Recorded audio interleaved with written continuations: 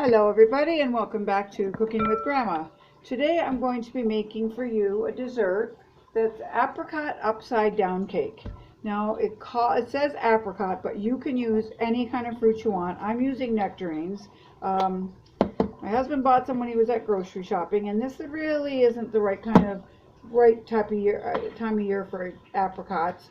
So I'm going to bake with them because they're really not that flavorful. But to bake with them with all the sugar and stuff that we need, it'll taste better. So the first thing I'm going to do, I'm going to move this bowl over and I'm going to bring the camera over to show you.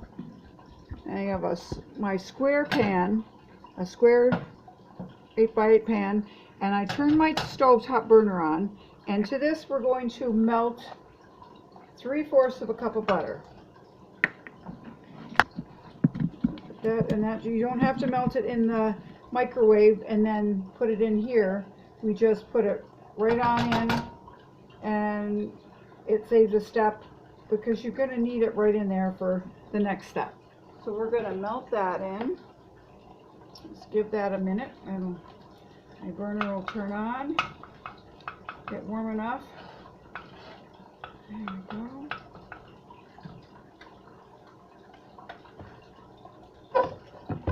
Just going to let that melt a second. Well, I'm going to cut my apricots in halves right around the pit, hopefully.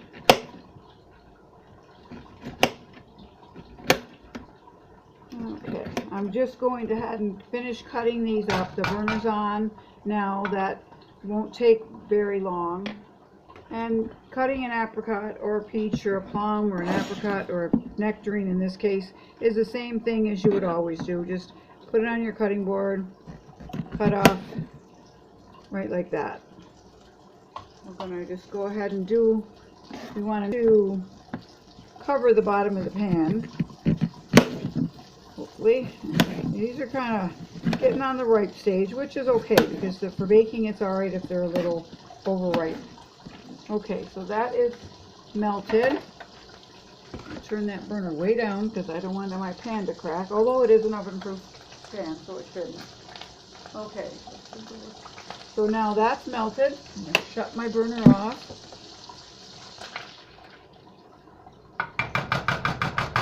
It's not all melted, but it will be in just a minute.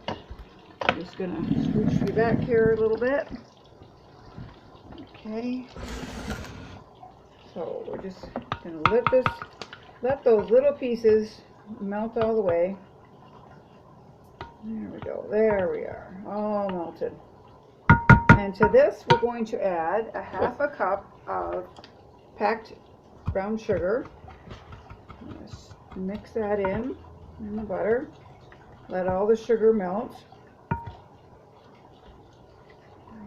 And now we're going to put a 1/2 teaspoon of cinnamon in there and give that a mix.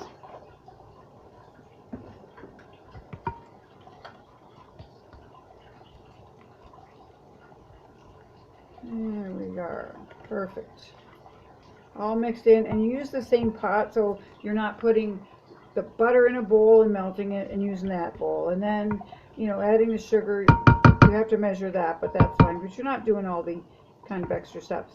And now to this, we're going to put our nectarines, or you can use, like I said, this is supposed to be for apricots. You can use any fruit you want. I've done it with peaches. I've done it with the nectarines. I've done it with actual apricots when they were in season. So now we're going to arrange the fruit slices, halves, rounded side down in the pan. You don't even have to peel it. You just cut them in slices, in halves or in quarters, however it works for you, and put them rounded side down in the pan. Get rid of that piece that was a little overripe, a little bit too much to use.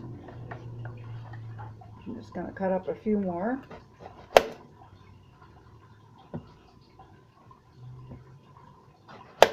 There we go. Probably 2 more will fit. I usually double this recipe, but I didn't have enough for the fruit, so it's not going to be, it's just going to be one recipe worth. So there, and we need one more.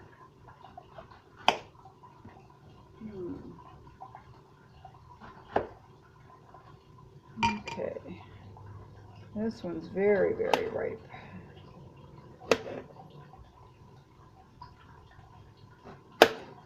And there we go. So that is in, that's what all you need for your fruit.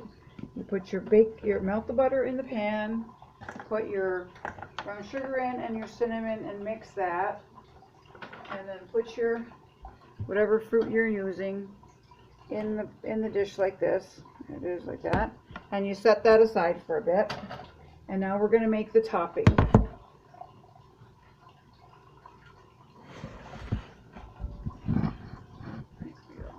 Alright, now for the topping,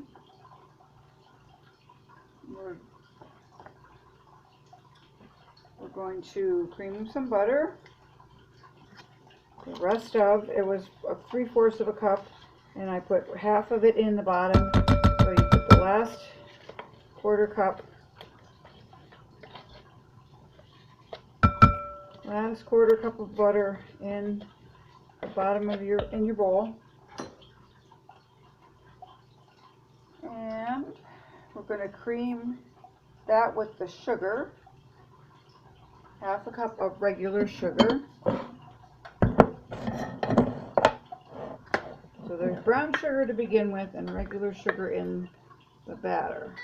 There's my oven on. And a little hint for you, I did not have any brown sugar. I did not put it on my grocery list. You can actually substitute sort of or make brown sugar.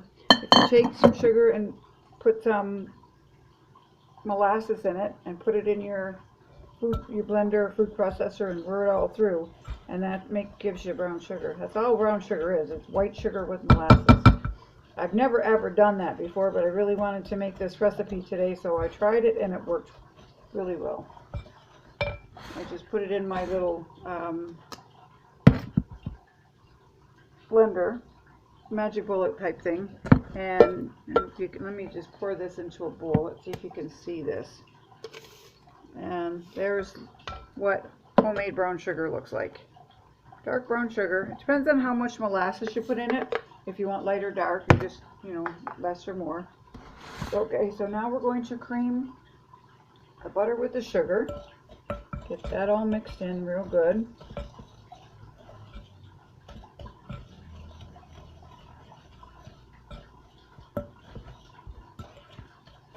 No, it doesn't take that long. You can use a mixer if you like. I just use the wooden spoon and mix it. It just takes a little bit longer than if it was with a mixer, but it's one less utensil to get out and to wash and everything. So it's all creamed. It's all good. There we go. That's all done. That's all you want. It's sticking together and it's all mixed. There's no sugar granules in the bottom. That's all creamed in. So to that, now we're going to beat in our egg.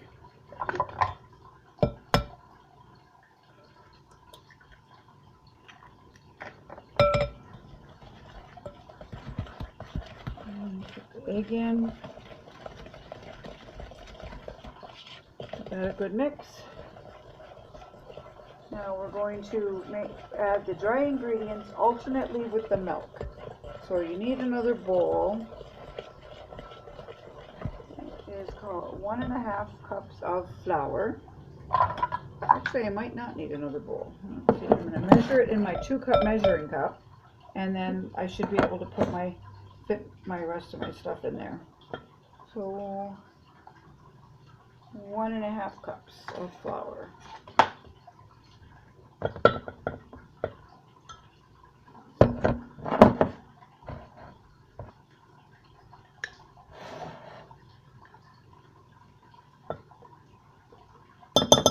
Okay, 1.5 cups of flour in, and 2 teaspoons of baking powder. It's going to help it rise up real nice. 2 teaspoons of baking powder, and 1/2 teaspoon of salt. There we go, that's in. So you just give that a little stir. You don't want to have the baking powder or everything going right all on top. You want to mix it, combine it all together. And you're going to measure out half a cup of milk.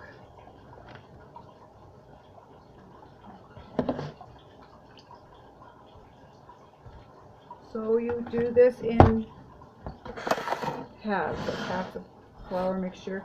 So half of your flour mixture goes in. You always want to end up with your wet. You put flour, then your milk, then flour mixture, then the milk.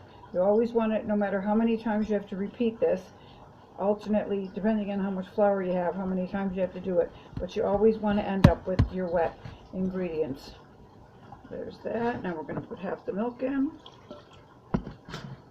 Gently stir it because it gets a little sloppy at first because it's not much batter. Just give it a good mix. You don't over mix this. You don't want to have a bunch of air holes in it when it's baking. In goes the rest of the flour mixture. Flour, baking powder, and salt. Give that a good mix. Get it most of the way mixed in because you're going to add milk, so you're still going to keep stirring. And we're going to put the rest of the milk in. Okay.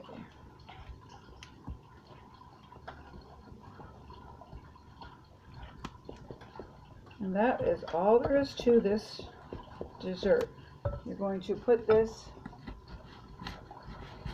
spread this over our fruit, and we're going to bake it for 30 minutes.